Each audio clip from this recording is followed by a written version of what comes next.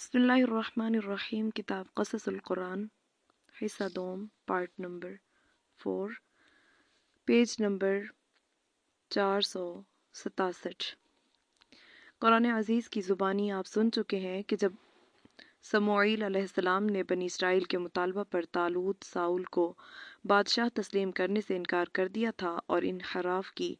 راہ اختیار کی تھی، مگر جب خدائی نشان نے ان کو لاجواب بنا دیا تب مجبور و مقہور ہو کر طالوت کو اپنا اولو الامر تسلیم کر لیا۔ چنانچہ علماء یہود اس بات کو محسوس کرتے رہے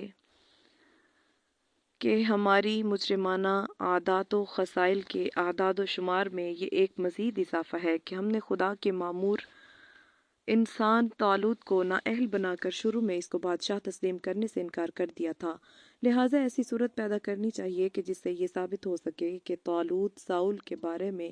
نااہلیت امارت کا جو دعویٰ ہم نے کیا تھا وہ صحیح اور سچ ظاہر ہو جائے، اور ہم کو دنیا کے سامنے یہ کہنے کا موقع ملے کہ یہ امور وہ ہیں جن کو ہم نے اپنی فطانت و فراست سے پہلے ہی بھانپ لیا تھا، اور آخرکار طالوت ساؤل کی نالائکی اور نااہلیت ثابت ہو کر رہی۔ جرم ہلکا کرنے اور اپنی مجرمانہ خصلت پر پردہ ڈالنے کے لیے یہ وہ اقدام ہے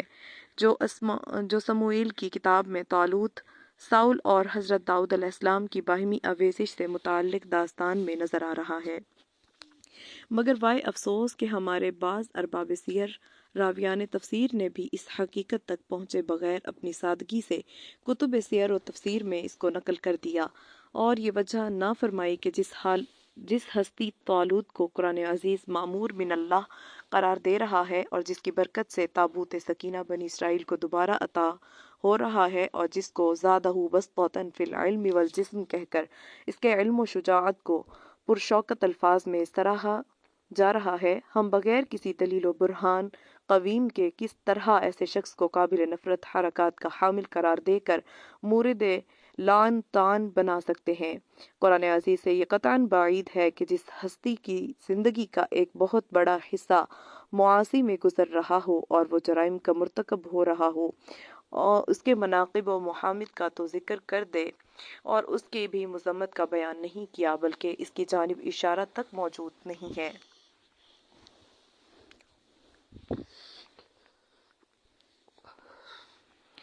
اس کے مناقب و محامد کا تو ذکر کر دے اور اس کی زندگی کے دوسرے پہلو کو نمایاں نہ کرے بس، جبکہ قرآن عزیز نے طالوت کے ثنا و منقبت کے علاوہ ایک لفظ بھی مذمت کا بیان نہیں کیا، بلکہ اس کی جانب اشارہ تک موجود نہیں ہے،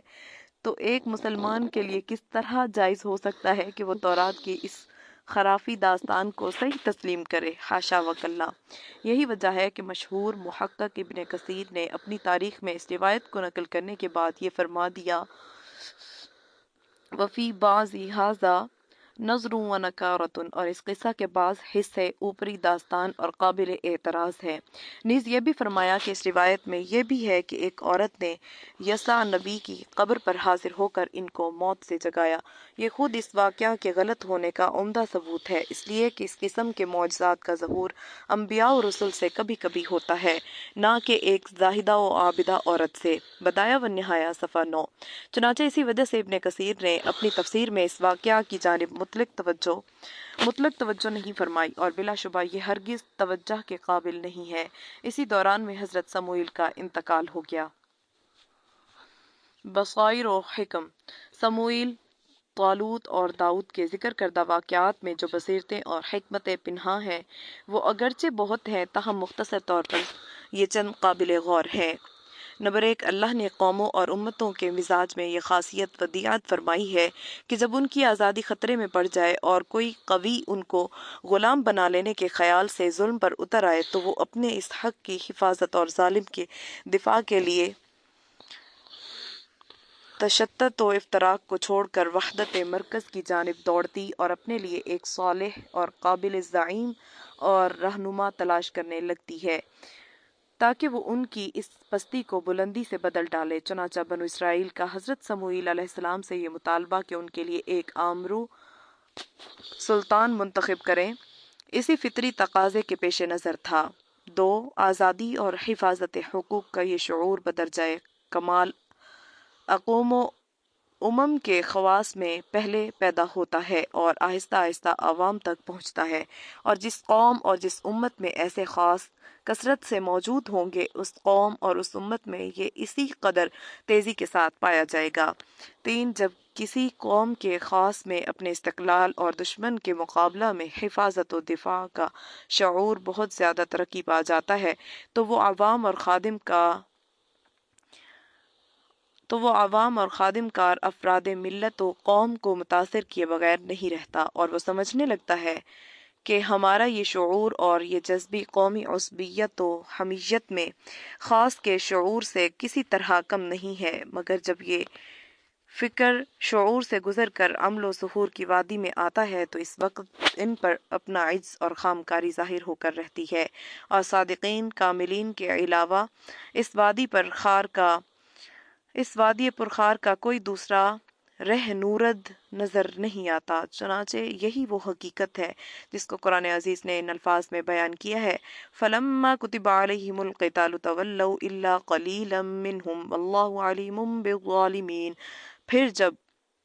ان بنی اسرائیل پر جہاد فرض کر دیا گیا تو ان پہ سے تھوڑے سے لوگوں کے سوا سب پیٹھ دکھا گئے، اور اللہ تعالیٰ ظالموں سے خبردار ہے۔ بقرہ۔ 4. اقوام و امم کے مختلف جاہلی رسوم و اعتقادات میں سے ایک مہلک اعتقاد یہ بھی رہا ہے کہ قیادت و حکومت صرف اسی شخص کا حق ہے جو دولت و ثروت کا مالک اور سرمایہ داری میں نمایاں حصہ رکھتا ہو اور حسب و نسب میں بھی بلند مرتبہ ہو۔ اقوام عالم کا یہ تخیل اس درجہ عام رہا ہے کہ جو قومیں تہذیب و تمدن اور عقل و دانش کی علم بردار رہی ہیں وہ بھی اس فاسد عقیدے میں جہال کے دوش بدوش نظر آتی ہیں، بلکہ اس کو عقلی رنگ دے کر جاہل دور سے بھی زیادہ اس کی پابند ہے۔ بنی اسرائیل کے نقوش بھی اس فاسد عقیدہ سے خالی نہ تھے، اسی بنا پر انہوں نے بھی طالوت کی امارت پر اعتراض کرتے ہوئے یہ کہہ دیا، وَلَمْ يُؤْتَ سَاعَةً مِّنَ الْمَالِ وَنَحْنُ أَحَقُّ بِالْمُلْكِ مِنْهُ، اور اس کو وسعت و دولت تو حاصل نہیں اور ہم اس کے مقابلے میں زیادہ مستحق حکومت ہے۔ مگر اسلام نے اس جاہلانہ عقیدہ کے خلاف یہ واضح کیا کہ خدا کے نزدیک حکومت و قیادت کا تعلق دولت ثروت سے وابستہ نہیں ہے اور نہ حسب و نسب اس کے لیے مدار ہے، بلکہ علم اور قوت کو یہ حق حاصل ہے کہ وہ اس سلسلہ کی شرط قرار دی جائیں، اس لیے کہ حق و انصاف، حسن تدبیر و اصابت رائے جو حکومت و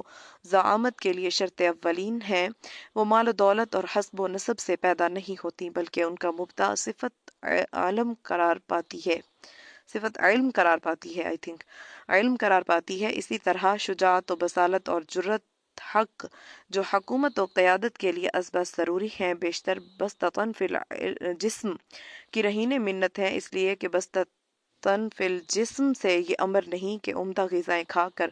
وہ خوب فربہ ہو گیا ہو، بلکہ جسم کی وہ طاقت و قوت مراد ہے جو میدان جہاد میں دشمن کے مقابلہ میں ہیبت و سطوت کا باعث اور قوت مدافعت اور جرأت کے ساتھ متصف ہو۔ قرآن عزیز نے یہ بھی بتایا کہ قیادت و حکومت کے استحقاق کا یہ مسئلہ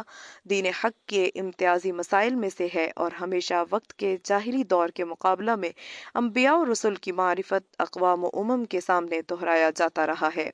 تاکہ جب وہ اس سلسلہ کی گمراہی میں مبتلا ہوں تو فوراً کسی نبی یا رسول یا ان کے نائبین کے ذریعے ان کی گمراہی پر متنبہ کر کے ان کو ہدایت کی راہ دکھا دی جائے۔ چنانچہ جب بنی اسرائیل نے حضرت سموئیل علیہ السلام کے سامنے طالوت کے خلاف متذکرہ بالا غلط استدلال پیش کیا تو حضرت سموئیل نے فوراً ان کو یہ کہہ کر اصل حقیقت سے آگاہ کر دیا،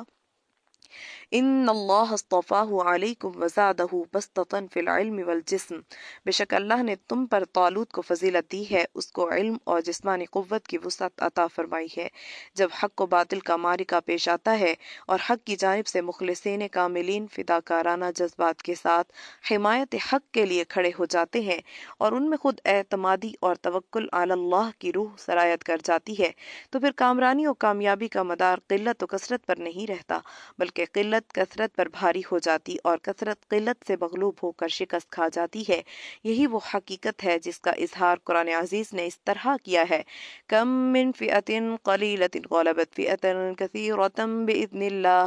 اور بارہا چھوٹی سی جماعت اللہ کے حکم سے بڑی جماعت پر غالب آ جاتی ہے۔ حضرت داؤد علیہ السلام، نسب نامہ، حلیہ مبارک، قرآن عزیز میں ذکر مبارک،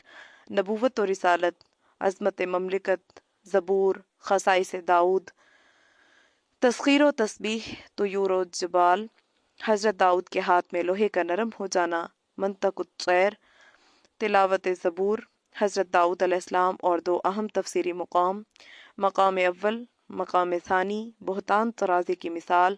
تورات کا تضاد بیان، آیات کی باطل تفسیر، آیات کی صحیح تفسیر، عمر مبارک بصائر۔ نسب نامہ، گزشتہ واقعہ میں حضرت داؤد علیہ السلام کا مختصر ذکر آ چکا اور یہ واضح ہو چکا کہ قتل جالوت میں بے نظیر شجاعت کے اظہار نے بنی اسرائیل کے قلوب پر داؤد کی محبت و عظمت کا سکہ بٹھا دیا تھا اور ان کی شخصیت ممتاز اور نمایاں ہو چکی تھی۔ چنانچہ یہی داؤد آگے چل کر خدا کے برگزیدہ رسول اور پیغمبر بنے اور بنی اسرائیل کی رشد و ہدایت کے لیے رسول اور ان کے اجتماعی نظم و ضبط کے لیے خلیفہ مقرر ہوئے۔ ابن کثیر نے اپنی تاریخ میں حضرت داؤد علیہ السلام کا نسب نامہ اس طرح بیان کیا ہے: داؤد بن ایشا ایشی، بن عبد بن عابر یا عابز، بن سلمون، بن نحشون، بن عونیازب یا عمی نازب، بن ارم یا رام، بن حصرون، بن فارس، بن یہوذا، بن یعقوب، بن اسحاق، بن ابراہیم۔ خطوط کے اندر جو نام درج ہیں وہ ابن جریر سے منقول ہیں اور سالبی نے آرائس البیان میں آرائس سین کے ساتھ ہے، بعض ناموں کی جگہ دوسرے نام سے بیان کیے ہیں، مگر اس پر سب کا اتفاق ہے کہ داؤد علیہ السلام اسرائیلی اسباط میں یہودا کی نسل سے تعلق رکھتے ہیں۔ تاریخ ابن کثیر جلد 2 صفحہ 9۔ تورات میں ہے کہ ایشا یا ایشی کے بہت سے لڑکے تھے اور داؤد ان سب میں صغیر سن تھے۔ سموئیل کی کتاب، حلیہ مبارک، محمد بن اسحاق نے وہب بن منبہ کے واسطہ سے حضرت داؤد کا حلیہ مبارک اس طرح نقل کیا ہے: پستہ قد، نیلگوں آنکھیں، جسم پر بال بہت کم تھے، چہرہ اور بشرے سے طہارت قلب اور نفاست طبع جھلکتی تھی۔ البدایہ والنہایہ جلد 2 صفحہ 10۔ قرآن عزیز میں ذکر مبارک، قرآن عزیز میں حضرت داؤد کا ذکر سورہ بقرہ، نساء، مائدہ، انعام، اسراء، انبیاء، نمل، سبا اور صاد میں آیا ہے۔ ان صورتوں میں 16 جگہ نام مذکورہ ہے اور بعض صورتوں میں مختصر اور بعض میں تفصیلی طور پر ان کے حالات و واقعات کا ذکر اور ان کی رشد و ہدایت کا بیان ہے۔ ذیل کا نقشہ اس مطالعہ کے لیے مفید ثابت ہوگا۔ سورہ بقرہ آیات 102 251 شمار 2، سورہ نساء آیات 162 شمار 1، مائدہ 78 شمار 1، انعام 84 تا 90 شمار 7، اسراء آیات 55 شمار 1، سورہ انبیاء آیات 78 تا 82 شمار 5، نمل آیات 15 تا 44 شمار 29، سورہ سبا آیات 10 تا 14 شمار 2، سورہ صاد آیات 17 تا 39 30 تا 40 شمار 19، میزان 67۔ نبوت و رسالت، حضرت داؤد علیہ السلام کے ساتھ بنی اسرائیل کی بڑھتی ہوئی محبت کا نتیجہ یہ نکلا کہ طالوت کی موجودگی میں ہی یا اس کی موت کے بعد عنان حکومت حضرت داؤد علیہ السلام کے ہاتھ میں آ گئی، اور اس عرصہ میں ان پر خدا کا ایک اور زبردست انعام یہ ہوا کہ وہ منصب نبوت و رسالت سے بھی سرفراز کر دیے گئے۔ حضرت داؤد علیہ السلام سے قبل بنی اسرائیل میں یہ سلسلہ قائم تھا کہ حکومت ایک سبط خاندان سے وابستہ تھی اور نبوت و رسالت دوسرے سبط سے یہودا کے گھرانے میں نبوت چلی آتی تھی، اور افراہیم کے خاندان میں حکومت و سلطنت۔ البدایہ والنہایہ جلد 2 صفحہ 10۔ داؤد پہلے شخص ہیں جن کے اندر خدا تعالیٰ نے یہ دونوں نعمتیں یکجا جمع کر دی تھیں۔ وہ خدا کے پیغمبر اور رسول بھی تھے اور صاحب تاج و تخت بھی۔ چنانچہ قرآن عزیز نے حضرت داؤد علیہ السلام کے اس شرف کا اس طرح ذکر کیا ہے: وَآتَاهُ اللَّهُ الْمُلْكَ وَالْحِكْمَةَ وَعَلَّمَهُ مِمَّا يَشَاءُ۔ بقرہ پارہ 2 رکوع 17۔ اللہ نے ان کو حکومت بھی عطا کی اور حکمت، نبوت بھی، اور اپنی مرضی سے جو چاہا سکھایا۔ یا داؤد انا جعلناک خلیفۃ فی الارض، اے داؤد بے شک ہم نے تم کو زمین میں اپنا نائب بنایا ہے۔ سورہ صاد، وَكُلًّا آتَيْنَا حُکْمًا وَعِلْمًا، اور ہم نے ہر ایک داؤد و سلیمان کو حکومت بخشی اور علم عطا کیا۔ انبیاء اور رسل میں سے حضرت آدم کے علاوہ صرف حضرت داؤد ہی وہ پیغمبر ہیں جن کو قرآن عزیز نے خلیفہ کے لقب سے پکارا ہے۔ تحقیق و کاوش کے بعد حضرت داؤد کی اس امتیازی خصوصیت کی دو حکمتیں سمجھ میں آتی ہیں۔ ایک صفحات آئندہ میں اپنے موقع پر آئے گی، اور دوسری حکمت یہ ہے کہ جبکہ بنی اسرائیل میں صدیوں سے قائم شدہ رسم کے خلاف حضرت داؤد میں نبوت اور رسالت کے ساتھ حکومت و سلطنت بھی جمع کر دی گئی، تو ضروری تھا کہ ان کو ایک ایسے لقب سے پکارا جائے جو اللہ تعالیٰ کی صفات، علم و قدرت کا مظہر اتم ہونے پر صراحت کرتا ہو، اور ظاہر ہے کہ اس کے لیے شریعت حقہ کی اصطلاح میں خلیفہ سے بہتر اور کوئی لفظ نہیں ہو سکتا تھا۔ الحاصل حضرت داؤد علیہ السلام بنی اسرائیل کی رشد و ہدایت کی خدمت بھی سر انجام دیتے اور ان کی اجتماعی حیات کی نگرانی کا فرض بھی ادا فرماتے رہے۔ عظمت مملکت۔ قرآن عزیز، تورات اور اسرائیلی تاریخ اس کے شاہد ہیں کہ حضرت داؤد علیہ السلام شجاعت و بصالت، اصابت رائے اور قوت فکر و تدبیر جیسے اوصاف کے پیش نظر کامل و مکمل انسان تھے، اور فتح و نصرت ان کے قدم چومتی تھی، اور خدا کا فضل و کرم اس درجہ ان کے شامل حال تھا کہ دشمن کے مقابلہ میں ان کی جماعت کتنی ہی مختصر ہوتی، کامیابی ہمیشہ انہی کے ہاتھ رہتی۔ اس لیے بہت تھوڑے عرصہ میں شام، عراق، فلسطین اور شرق اردن کے تمام علاقوں پر ان کا حکم نافذ، اور اعلیٰ خلیج عقبہ سے لے کر فرات کے تمام علاقوں اور دمشق تک تمام ملک ان کے زیر نگین تھا۔ اور اگر حجاز کے بھی ان حصوں کو شامل کر لیا جائے جو ان کے قلم رو حکومت کا حصہ بن چکے تھے، تو یہ کہنا کسی طرح بے جا نہ ہوگا کہ حضرت داؤد کی مملکت و حکومت بلا شرکت سامی اقوام کی واحد سلطنت تھی، جو جدید فلسفہ تاریخ اقوام کے مطابق وحدت عرب یا اس سے بھی زیادہ وسیع وحدت اقوام اسامیہ کی حکومت کہی جا سکتی ہے۔ اور پھر کثرت لشکر اور وسعت حدود رقبہ مملکت کے ساتھ ساتھ وحی الہی کے شرف نے ان کی عظمت و شوکت اور صولت و ہیبت کو اور بھی زیادہ بلند کر دیا تھا، اور رعایا کو یہ یقین حاصل کرایا تھا کہ اگر حضرت داؤد کے سامنے کوئی ایسا معاملہ رکھ دیا جائے یا ایسی کوئی مہم پیش کر دی جائے جو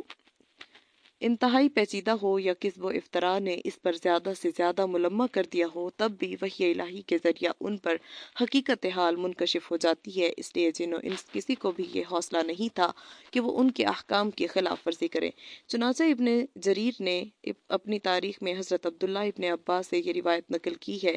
کہ ایک مرتبہ دو آدمی ایک بیل کا مناقشہ لے کر داؤد علیہ السلام کی خدمت میں پیش ہوئے۔ ہر ایک یہ کہتا تھا کہ یہ میری ملک ہے اور دوسرا غاصب ہے۔ حضرت داؤد نے قضیہ کا فیصلہ دوسرے دن پر مؤخر کر دیا۔ دوسرے دن انہوں نے مدعی سے فرمایا کہ رات میں خدا نے مجھ پر وحی کی ہے کہ تجھ کو قتل کر دیا جائے، لہٰذا تو صحیح بیان کر۔ مدعی نے کہا، خدا کے سچے نبی، اس مقدمہ میں تو میرا بیان قطعاً حق اور سچ ہے، لیکن اس واقعہ سے میں نے اس مدعا علیہ کے باپ کو دھوکہ دے کر مار ڈالا تھا۔ یہ سن کر حضرت داؤد علیہ السلام نے اس کو قصاص میں قتل کر دینے کا حکم صادر فرمایا۔ تاریخ ابن کثیر جلد 2 صفحہ 12۔ اسی قسم کے واقعات ہوتے تھے جن کی وجہ سے حضرت داؤد علیہ السلام کے حکم اور ان کی عظمت و شوکت کے سامنے سب پست اور فرما بردار تھے۔ قرآن عزیز کی آیت ذیل میں حضرت داؤد علیہ السلام کی اسی عظمت مملکت، موہبت حکمت و نبوت کا اظہار کیا گیا ہے۔ وَشَدَّدْنَا مُلْكَهُ وَآتَيْنَاهُ الْحِكْمَةَ وَفَصْلَ الْخِطَابِ صاد، اور ہم نے اس کی حکومت کو مضبوط کیا اور اس کو حکمت نبوت عطا کی اور صحیح فیصلہ کی قوت بخشی۔ اس آیت اور گزشتہ آیات میں حکمت سے کیا مراد ہے، یہ سوال ہے جو مفسرین کے یہاں زیر بحث ہے۔ ہمارے نزدیک اقوال سلف کا خلاصہ یہ ہے کہ اس جگہ حکمت سے 2 باتیں مراد ہیں، ایک نبوت اور دوسری عقل و دانش کا وہ مقام جس پر فائز ہو کر کوئی شخص راہ راست کی بجائے کبھی کجروی اختیار نہیں کر سکتا۔ بعض علماء نے حکمت سے زبور مراد لی ہے۔ اسی طرح فصل خطاب سے بھی 2 امور کی جانب اشارہ ہے۔ وہ تقریر و خطابت کے فن میں کمال رکھتے تھے اور اسی طرح بولتے تھے کہ لفظ لفظ اور فقرہ فقرہ جدا جدا فہم و ادراک میں آتا تھا، اور اس سے کلام میں فصاحت و لطافت اور شوکت بیان پیدا ہو جاتی تھی۔ 2 ان کا حق ماور فیصلہ حق و باطل کے درمیان قول فیصل کی حیثیت رکھتا تھا۔ زبور بنی اسرائیل کی رشد و ہدایت کے لیے اصل اور اساس تورات تھی، لیکن حالات و واقعات اور زمانہ کے تغیرات کے پیش نظر حضرت داؤد علیہ السلام کو بھی خدا کی جانب سے زبور عطا ہوئی، جو تورات کے قوانین اصول کے اندر رہ کر اسرائیلی گروہ کی رشد و ہدایت کے لیے بھیجی گئی تھی۔ چنانچہ حضرت داؤد علیہ السلام نے شریعت موسوی کو از سر نو زندہ کیا، اسرائیلیوں کو راہ ہدایت دکھائی اور نور وحی سے مستفیض ہو کر تشنع کا معنی معرفت الہی کو سیراب فرمایا۔ زبور خدا کی حمد کے نغموں سے معمور تھی اور حضرت داؤد علیہ السلام کو اللہ تعالیٰ نے ایسا لہجہ اور سحر آگیں لحن عطا فرمایا تھا کہ جب زبور کی تلاوت فرماتے تو جن و انس حتیٰ کہ وحوش و طیور تک وجد میں جاتے، اس لیے آج تک لحن داؤدی ضرب المثل ہے۔ مصنف عبدالرزاق میں ہے کہ نبی اکرم صلی اللہ علیہ وسلم جب ابو موسیٰ اشعری کے حسن صوت کو سنتے تو ارشاد فرماتے، ابو موسیٰ کو اللہ تعالیٰ نے لحن داؤد عطا فرمایا ہے۔ البدایہ والنہایہ جلد 2 صفحہ 11۔ لغت میں زبور کے معنی پارے اور ٹکڑے کے ہیں، چونکہ یہ کتاب دراصل تورات کی تکمیل کے لیے نازل ہوئی تھی، اس لیے گویا اسی کا ایک حصہ اور ٹکڑا ہے۔ زبور ایسے قصائد اور مسجع کلمات کا مجموعہ تھا جس میں خدا کی حمد و ثنا اور انسانی عبدیت و عجز کے اعتراف اور پند و نصائح اور بصائر و حکم کے مضامین تھے۔ مسند احمد میں ایک روایت کے منقول ہے کہ زبور کا نزول رمضان میں ہوا اور وہ مواعظ و حکم کا مجموعہ تھی۔ بدایہ والنہایہ جلد 2 صفحہ 12۔ نیز بعض بشارات اور پیشگوئیاں بھی منقول تھیں، چنانچہ بعض مفسرین نے یہ تصریح کی ہے کہ آیت مستورہ بالا میں زبور کے آیت مستورہ ذیل میں زبور کے جس واقعہ کا اظہار کیا گیا ہے وہ دراصل نبی صلی اللہ علیہ وسلم اور صحابہ کی بشارت سے متعلق ہے اور وہی اس کا مصداق ہے۔ وَلَقَدْ كَتَبْنَا فِي الزَّبُورِ مِن بَعْدِ الذِّكْرِ أَنَّ الْأَرْضَ يَرِثُهَا عِبَادِيَ الصَّالِحُونَ۔ انبیاء۔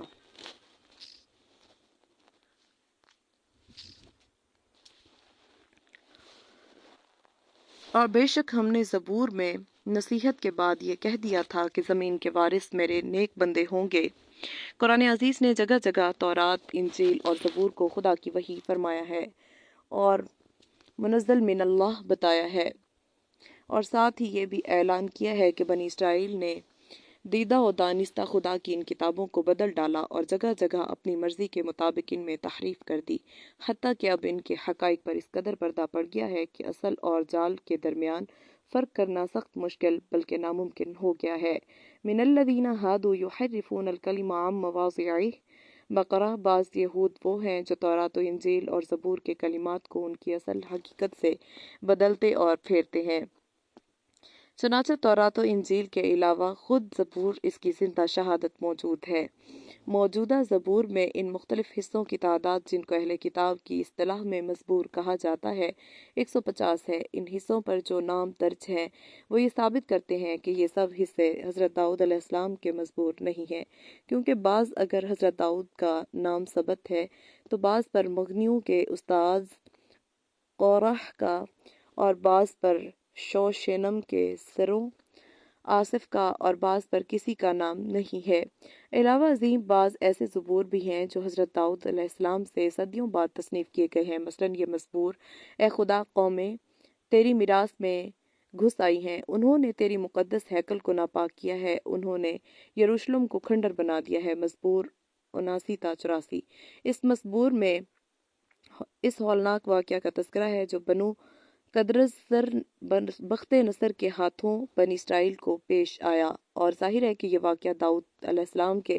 صدیوں بعد پیش آیا ہے۔ بہرحال خدا تعالیٰ نے حضرت داؤد علیہ السلام پر زبور نازل فرمائی اور ان کے ذریعہ بنی اسرائیل کو رشد و ہدایت کا پیغام سنایا۔ وَلَقَدْ فَضَّلْنَا بَعْضَ النَّبِيِّينَ عَلَى بَعْضٍ وَآتَيْنَا دَاوُودَ زَبُورًا اسرا۔ اور بے شک ہم نے بعض انبیاء کو بعض پر فضیلت عطا فرمائی ہے اور ہم نے داؤد کو زبور بخشی۔ وَآتَيْنَا دَاوُودَ زَبُورًا نساء۔ اور ہم نے داؤد کو زبور عطا کی۔ بخاری کتاب الانبیاء میں ایک روایت منقول ہے کہ حضرت داؤد علیہ السلام پوری زبور کو اتنے مختصر وقت میں تلاوت کر لیا کرتے کہ جب وہ گھوڑے پر زین کسنا شروع کرتے تو تلاوت بھی شروع کرتے اور کس کر فارغ ہوتے تو پوری زبور ختم کر چکے ہوتے۔ حضرت داؤد علیہ السلام اور قرآن و تورات۔ اس مقام پر قرآن عزیز اور تورات کے درمیان سخت اختلاف ہے۔ قرآن عزیز تو حضرت داؤد علیہ السلام کو اگر صاحب شوکت و سہولت بادشاہ مانتا ہے تو جلیل القدر پیغمبر اور رسول بھی تسلیم کرتا ہے، لیکن تورات ان کو صرف کنگ داؤد، شاہ داؤد ہی تسلیم کرتی ہے اور ان کی نبوت و رسالت کا اقرار نہیں کرتی۔ ظاہر ہے کہ تورات کا انکار تحکم اور بے سر و پا بات ہے اور اسی قسم کے کذب و افتراء پر مبنی ہے، جس کا ثبوت بارہا انہی صفحات میں پیش کیا جا چکا ہے۔ خصائص داؤد۔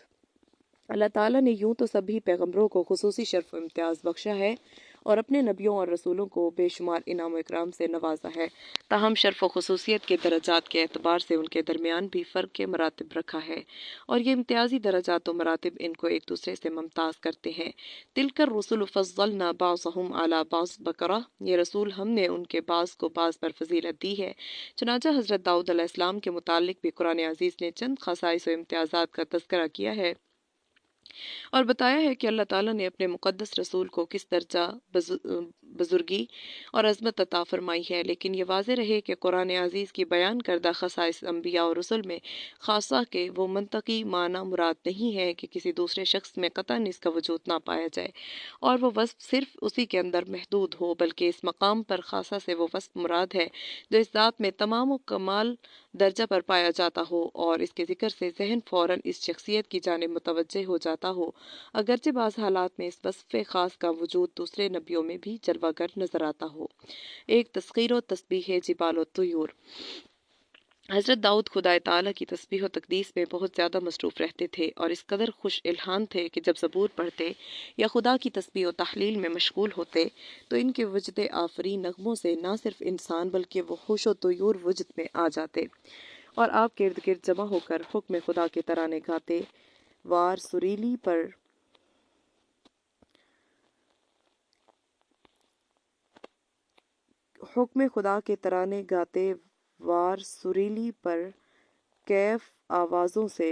سریلی پر کیف آوازوں سے تقدیس و تسبیح میں حضرت داؤد کی ہم نوائی کرتے اور صرف یہ نہیں بلکہ پہاڑ بھی خدا کی حمد و ثنا میں گونج اٹھتے۔ چنانچہ داؤد علیہ السلام کی اس فضیلت کا قرآن عزیز نے سورہ انبیاء سبا اور صاد میں صراحت کے ساتھ ذکر کیا ہے۔ وَسَخَّرْنَا مَعَ دَاوُودَ الْجِبَالَ يُسَبِّحْنَا وَالطَّيْرَ وَكُنَّا فَاعِلِينَ، انبیاء اور ہم نے پہاڑوں اور پرندوں کو تابع کر دیا ہے کہ وہ داؤد کے ساتھ تسبیح کرتے ہیں اور ہم ہی میں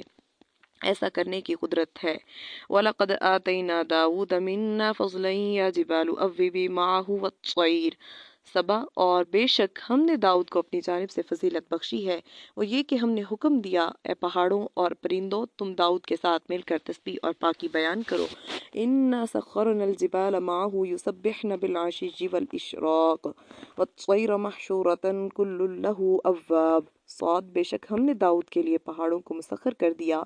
کہ اس کے ساتھ شام اور صبح تسبیح کرتے ہیں اور پرندوں کے پرے جمع ہوتے اور سب مل کر حمد خدا کرتے ہیں۔ بعض مفسرین نے ان آیات کی تفسیر میں کہا ہے کہ چرند و پرند اور پہاڑوں کی تسبیح زبان حال سے تھی، گویا کائنات کی ہر شے کا وجود اور اس کی ترکیب بلکہ اس کی حقیقت کا ذرہ ذرہ خدا کی خالقیت کا شاہد ہے اور یہ اس کی تسبیح و تحمید ہے۔ سیب اگرچہ زبان قال نہیں رکھتا اور نطق سے محروم ہے، لیکن اس کی خوشبو اور اس کی لطافت، اس کا حسن اور اس کی نزاکت جدا جدا پکار رہے ہیں۔ فَتَبَارَكَ اللَّهُ أَحْسَنُ الْخَالِقِينَ، امام راضی نے یہی مسلک اختیار کیا ہے، مگر بائیں جلالت قدر اس مسلک کے ثبوت میں ایسی فلسفیانہ دلیل پیش کی ہے جو عقل و نقل دونوں اعتبار سے رقیق ہے، بلکہ اس کو دلیل کہنا بھی غلط ہے۔ اس بحث کے مطالعہ کے لیے ملاحظہ کیجیے تفسیر کبیر جلد 5 سورہ بنی اسرائیل۔ ہم کو یہ حقیقت کبھی بھی فراموش نہیں کرنی چاہیے کہ قرآن عزیز کا طرز استدلال ان فلسفیانہ موشگافیوں کے تابع نہیں ہے جو محض ظن اور تخمین کی بنیادوں پر قائم ہے۔ خصوصاً یونانی فلسفہ کے مزعومہ اصول پر ایک بات کہی جائے اور پھر قرآن عزیز کے صاف اور سادہ مطلب کو اس کے سانچہ میں ڈھالنے کی کوشش کی جائے، قرآن عزیز اس کو برداشت نہیں کرتا۔ اس خیال کے برعکس محققین کی یہ رائے ہے کہ حیوانات، نباتات، جمادات حقیقتاً تسبیح کرتے ہیں اور ان کی تسبیح کے صرف یہ معنی نہیں ہے کہ ان کا وجود زبان حال سے صانع حکیم پر دلالت کرتا ہے اور یہ ان کی تسبیح ہے، اس لیے کہ قرآن عزیز نے سورہ بنی اسرائیل میں بصراحت یہ اعلان کیا ہے تسبح لہ السماوات السبع والارض ومن فیہن وإن من شیء الا یسبح بحمدہ ولکن لا تفقہون تسبیحہم۔ بنی اسرائیل آسمان اور زمین خدا کی تسبیح کرتے ہیں اور کائنات کی ہر شے خدا کی تسبیح کرتی ہے، لیکن تم ان کی تسبیح کا فہم و ادراک نہیں رکھتے۔ نمبر 1، کائنات کی ہر شے تسبیح کرتی ہے۔ نمبر 2، جن و انس ان کی تسبیح سمجھنے کا ادراک و فہم نہیں رکھتے۔ تو اب جب کہ اللہ نے آسمان و زمین، کائنات کی ہر شے، حیوانات، نباتات، جمادات کی جانب تسبیح کی نسبت فرمائی ہے، تو یہ ضرور ہے کہ ان اشیاء میں تسبیح کا حقیقی وجود موجود ہو، اور پھر دوسرے جملے کا اس پر اطلاق کیا جائے کہ جن و انس ان کی تسبیح کے فہم و ادراک سے قاصر ہیں۔ اگر اس جگہ تسبیح کے حقیقی معنی نہ لیے جائیں بلکہ زبان حال سے تسبیح کرنا اس معنی کو اختیار کیا جائے، تو پھر قرآن عزیز کا یہ ارشاد کیسے صحیح ہوگا؟ وَلَٰكِن لَا تَفْقَهُونَ تَسْبِيحَهُمْ، تم ان کی تسبیح کو نہیں سمجھتے، اس لیے کہ اگر ایک دوہری اس کو نہیں سمجھتا کہ کائنات کا ہر ذرہ خدائے واحد کی ہستی کا پتہ دے رہا ہے، تو تمام اہل مذاہب خصوصاً ہر مسلمان تو بے شبہ اس کو سمجھتا ہے، اور وہ جب کبھی وجود باری پر کچھ سوچتا ہے تو اس کا یقین کر کے سوچتا ہے کہ کائنات کا ذرہ ذرہ اس کی ہستی کا اقرار کر رہا ہے، ہر شے کا وجود ہی خود خالق کائنات کا پتہ دے رہا ہے۔ ابن حزم نے الفصل میں اس جگہ یہ شبہ پیش کیا ہے کہ اگر حیوانات، نباتات، جمادات کی تسبیح کو حقیقتاً تسبیح پر محمول کیا جائے تو اشکال یہ لازم آئے گا کہ ایک دوہری انسان بھی شے ہے، مگر وہ خدا کی تسبیح کس لمحہ بھی نہیں کرتا، لہٰذا آیت کا عموم کیسے باقی رہے گا؟